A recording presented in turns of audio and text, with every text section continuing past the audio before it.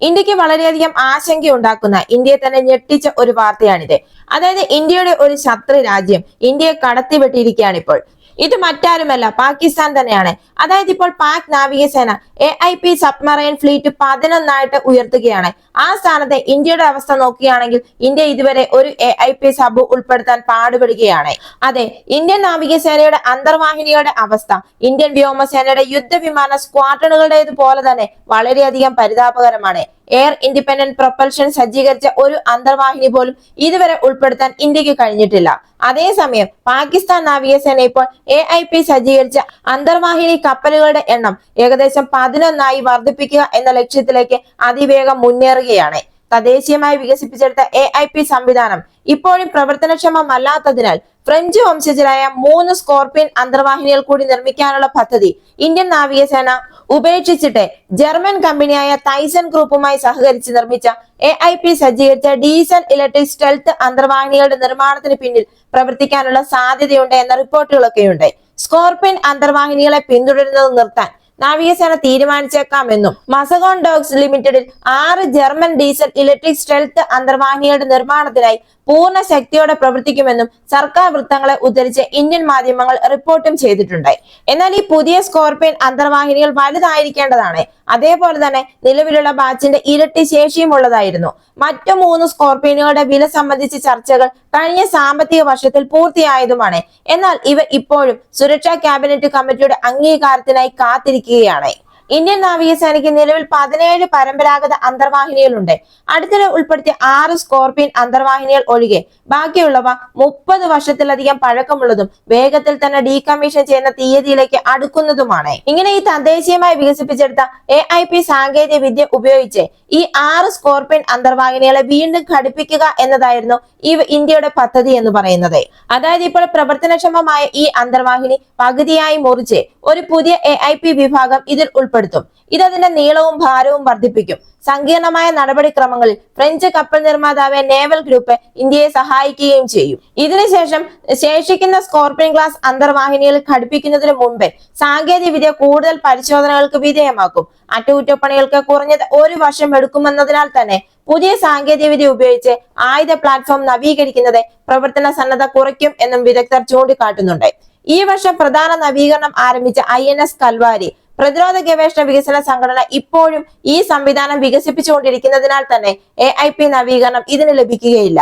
മറ്റൊന്നാണ് നമ്മുടെ L&T പ്രധാന വ്യവസായ പങ്കാളിയായി DRDOയുടെ നേവൽ മെറ്റീരിയൽസ് റിസർച്ച് ലാബ് വികസിപ്പിച്ചെടുത്ത ഇന്ധന സെൽ അധിഷ്ഠിത AIP സിസ്റ്റം ഇതിപ്പോഴും പ്രവർത്തനക്ഷമമായി ലഭ്യമായില്ല. 2026 മധ്യത്തിൽ രണ്ടാമത്തെ സ്കോർപിയൻ ക്ലാസ് അന്തർവാഹിനി അതായത് INS ഗണ്ടേരി അതിന്റെ ഷെഡ്യൂൾ ചെയ്ത സാധാരണ അറ്റകുറ്റപ്പണി പുനർനിർമ്മാണത്തിനായി വരുമ്പോഴേക്കും സാങ്കേതിക വിദ്യ തയ്യാറാകും എന്നാണ് ഇന്ത്യൻ നാവികസേന പ്രതീക്ഷിക്കുന്നത്. 2014 270 കോടി രൂപയുടെ ബജറ്റിൽ സർക്കാർ ഈ AIP പരിപാടി ആരംഭിക്കുന്നത്. 2017 ജൂണിൽ പൂർത്തീകരിക്കാനായിരുന്നു പദ്ധതി ഇട്ടിരുന്നത്. എന്നാൽ പദ്ധതി ഇതിനകം തന്നെ 8 വർഷം പിന്നിലാണ് എന്ന് പറയേണ്ടി വരും. ഇന്ത്യൻ നാവികസേന ഇതുവരെ ഒരു AIP സജ്ജമായ അന്തർവാഹിനി പോലും പ്രവർത്തിപ്പിച്ചിട്ടില്ല എന്നാണ് സത്യാവസ്ഥ. അതേസമയം പാകിസ്ഥാൻ നാവികസേനയുടെ 3 ഫ്രഞ്ച് അഗോസ്റ്റ 90B എന്നിവയും AIP-കളാണ് ഉപയോഗിക്കുന്നത്. എന്തായാലും ഇപ്പോൾ ഈ AIP സാങ്കേതിക വിദ്യ പാകിസ്ഥാൻ നാവികസേനയുമായുള്ള ശേഷി വിടവ് ഇന്ത്യയുടെ അതിവേഗം വർദ്ധിച്ചുകൊണ്ടിരിക്കുകയാണ്. 2020കളുടെ അവസാനത്തിലും 2030കളുടെ തുടക്കത്തിലും ചൈനീസ് നിർമ്മിത ഹാങ്കോർ ക്ലാസ് അന്തർവാഹിനികൾ പാകിസ്ഥാൻ നാവികസേനയിൽ ചേരും എന്നുമാണ് പ്രതീക്ഷിക്കുന്നത്. പൂർത്തിയാകുമ്പോൾ അന്തർവാഹിനികൾ പാകിസ്ഥാൻ നാവികസേനയുടെ കപ്പലിൽ ചേരുകയും AIP സജ്ജീകരിച്ച ബോട്ടുകളുടെ ശക്തി എന്ന് പറയുന്നത് 11 ഉയരുകയും ചെയ്യും. കയറ്റുമതിക്കായി വികസിപ്പിച്ചെടുത്ത ചൈനീസ് യുവാൻ ക്ലാസ് അന്തർവാഹിനികളെ അടിസ്ഥാനമാക്കിയുള്ള S-26 നിരവധി ഡിസൈൻ മാറ്റങ്ങളാണ് ചൈന വരുത്തിയിരിക്കുന്നത്. ഹാങ്കോർ ക്ലാസ് അന്തർവാഹിനി എന്ന് പറയുന്നത് ഇത് വളരെയധികം വലുതാണ്. S-26ന്റെ 2550 ടണ്ണുമായി താരതമ്യപ്പെടുത്തുമ്പോൾ 2800 ടൺ സ്ഥാനചലനമാണ് ഇതിനുള്ളത്. എന്നാൽ ഇതിന് അല്പം ചെറിയ ഹള്ളാണ് ഉള്ളത്. അതായത് S-26ന്റെ ഹൾ എന്ന് പറയുന്നത് 77.7 മീറ്റർ ആണ്. അതേസമയം ഹാങ്കോർ ക്ലാസിന്റെ ഹള്ള് 76 മീറ്റർ ആണ്. രണ്ടിനും 6 ടോർപിഡോ ട്യൂബുകളുടെയും സ്റ്റിർലിംഗ് അധിഷ്ഠിത AIP സിസ്റ്റത്തിന്റെയും ഒരു പേലോഡ് ശേഷിയുമുണ്ട്. ഈ അന്തർവാഹിനികളിൽ നൂതന സെൻസറുകളും ആധുനിക ആയുധങ്ങളുമാണ് സജ്ജീകരിച്ചിരിക്കുന്നത്.